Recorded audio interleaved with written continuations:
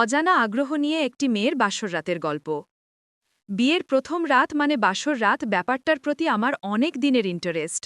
নতুন বিয়ে করা স্বামী স্ত্রী জীবনে প্রথমবারের মতো একই ঘরে একসাথে থাকে, কিভাবে প্রথম কথা বলা শুরু করে, কিভাবে কি হয়, এই সব জানতে আমার প্রচুর আগ্রহ। কেন এই রাতটাকে স্বামী স্ত্রীর জীবনের শ্রেষ্ঠ রাত বলা হয় আমাকে জানতেই হবে। ফ্রেন্ডসদেরকে জিজ্ঞেস করলাম এই রাতে আসলে কি হয়। তারা বলল, আমরা কি জানি, আমাদের কি বিয়ে হইছে। একে একে খালাত মামাতো বোনদেরকে, ভাবি দাদু, শেষ পর্যন্ত লাজ লজ্জা ভুলে আম্মুকে বেস্ট ফ্রেন্ডও জিজ্ঞেস করলাম। কেউই আমাকে সঠিকভাবে বলেনি যে স্বামী স্ত্রী প্রথম কথা বলা শুরু করে কিভাবে। সবাই সারাংশটা বলে শুধু। কি আর করা, নিজের বাসর রাতের অপেক্ষা করতে হলো। চিন্তা করেছি নিজের বাসর রাতের কথা কাউকে বলবো না, আমি যখন কারোরটা জানতে পারি নাই তখন আমারটা কেন জানাবো। পরে আবার মনে হলো আসলে শেয়ার করা উচিত, হয়তোবা আমার মতো অনেকেই আছে যারা এই বিষয়টা জানতে চায় হোয়াই বাসর রাত ইজ দ্য সর্বশ্রেষ্ঠ রাত ফর হাজব্যান্ড ওয়াইফ। লজ্জা লাগছে, তবুও বলেই ফেলি। অ্যারেঞ্জ ম্যারেজ হয়েছিল আমাদের।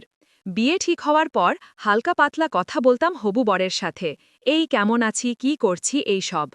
বিয়ের রাতে প্রায় 11টার সময় আমাকে বাসর ঘরে নেওয়া হয়। তখন আমার পরনে ছিল সোনালি পাড়ের লালচে খয়েরি শাড়ি, বিয়ের লাল বেনারসিটা খুলে এটা পরানো হয়েছে। গলায় ছোট একটা হার, কানে দুল, হাতে খয়েরি কাচের চুড়ি আর আমার শাশুড়ির দেয়া একজোড়া সোনার বালা। সাজুগুজু বলতে চোখে কাজল আর ঠোঁটে হালকা খয়েরি লিপস্টিক। আমি বিছানায় বসে আছি আর আমার স্বামী বাইরে। আমার ননদ, দেবর, খালাতো মামাতো দেবররা আর ওর বন্ধুরা ওকে ভেতরে আসতে দিচ্ছিল না। আমার ইচ্ছা করছিল ওদের সাথে আন্দোলনে যোগ দিয়ে জোর গলায় বলি দাবিকৃত টাকা না দিলে ভেতরে আসা নিষিদ্ধ। কিন্তু আমি নিজের মনকে শক্ত করে বিছানায় বসেছিলাম। একটু পরে সে ভেতরে আসলো। সবাই রুম থেকে চলে যাওয়ার পর আমার ভাবি রুমে এসে ওকে বাইরে যেতে বলল। কানে কানে আমাকে অনেক কিছুই শিখিয়ে দিয়ে চলে গেলেন। তারপর তিনি এসে দরজা বন্ধ করলেন। বাতি নিভিয়ে নীল রং ড্রিম লাইট জ্বালালেন। একটু আগেও আমার লজ্জা লাগছিল না, কিন্তু ভাবি বলছে লজ্জা না লাগলেও চেহারায় জোর করে হলেও লজ্জা লজ্জা ভাব রাখতে। অথচ উনি আসার সাথে সাথেই আপনা আপনি আমি লজ্জা পাচ্ছিলাম। আমার মনে হচ্ছিল উনি আমার ঘোমটা উঠাতে চাচ্ছিলেন, যদিও আমার ঘোমটা ওঠানোর মতো অত বড় ছিল না, তবু আমি বড় করে ঘোমটা টেনে দিলাম।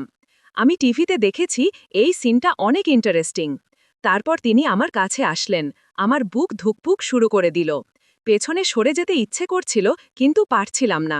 মনে হচ্ছে কিছু একটা আমাকে সেখানে আটকে রেখেছে। আস্তে আস্তে ঘোমটা উঠালেন। আমার লজ্জা লাগছিল, তাই নিচের দিকে তাকিয়েছিলাম। উনি বললেন, খুব সুন্দর লাগছে, মাশাল্লাহ বলেন। হঠাৎ করেই সব লজ্জা দূর হয়ে গেল। মাশাল্লাহ, আসলেই সুন্দর তুমি। জি ধন্যবাদ, আসলে মেকআপ করছি তো তাই। শুনুন, ভাবি বলছে আমাকে আর আপনাকে নামাজ পড়তে। এখন আমার আঁচলের ওপর বসে আপনাকে নামাজ পড়তে হবে। জানতাম না তো কিছু, না জেনেই বাসর ঘরে চলে আসছেন, এটা নিয়ম, মানতে হয়। এরপর আমরা নামাজ পড়লাম। আমাকে প্রতিবার ব্যবহার করার আগে নামাজ পড়াতো।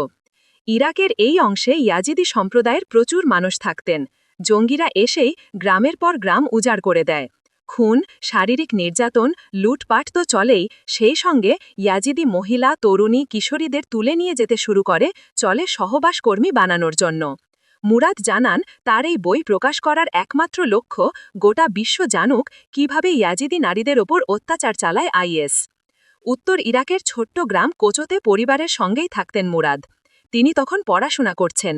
গ্রামের প্রত্যেকটি পরিবারই খুব গরিব, কিন্তু দারিদ্র্য কখনো সেই গ্রামের খুশি ছিনিয়ে নিতে পারেনি। সব ঠিকঠাকই চলছিল। 2014 গ্রামে জঙ্গিরা এলো। বয়স্ক, শিশুসহ সকলকে গ্রামেরই একটা স্কুলে ঢুকিয়ে দিল তারা। নারীদের থেকে পুরুষদের আলাদা করে দেয়া হলো। তাদের রাখা হলো স্কুলের বাইরে।